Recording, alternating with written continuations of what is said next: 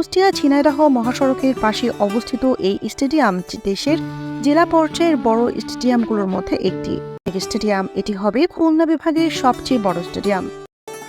নিউজিল্যান্ডের মাঠের আদরের টিলার মতো গ্রিন গ্যালারি থাকছে। এখানে মাটিতে শুয়ে বসে খেলা দেখতে পারবেন দর্শকেরা। 1968 সালে স্থাপিত আগের স্টেডিয়ামের পুরাতন স্থাপনার সব সরিয়ে ফেলা হয়েছে। জোরে সোরে চলছে এই নির্মাণ কাজ।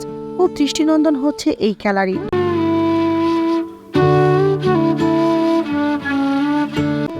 এর গ্রাউন্ড হচ্ছে 3টি লেয়ারের, মাঝের 6 ফুট বালির লেয়ার অল্প সময়ে পানি শোষণ করতে পারবে। ক্রিকেটের পিচ বাদ রেখে স্টেডিয়ামটির ফুটবল গ্রাউন্ড হিসেবেও ব্যবহার করা যাবে।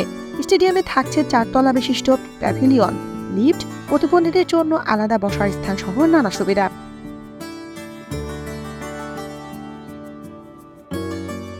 আধুনিক সুযোগ সুবিধা সম্মিলিত এই স্টেডিয়ামটি নির্মাণ শেষ হলে দীর্ঘদিনের ঝিমিয়ে পড়া কুষ্টিয়া জেলার ক্রীড়াঙ্গন আবারও প্রাণ ফিরে পাবে।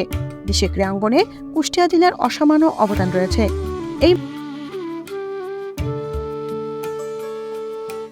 থেকেই উঠে এসেছেন জাতীয় ক্রিকেট দলের সাবেক অধিনায়ক হাবিবুল বাশার সুমন, মোহাম্মদ মিথুন, এনামুল হক, বিজয়দের মতো তারকা সব খেলোয়াড়। ক্রিকেটের পাশাপাশি ফুটবলেও আকরাম আশরাফুলের মতো তারকা খেলোয়াড়দের জন্ম এই কুষ্টিয়া জেলায়।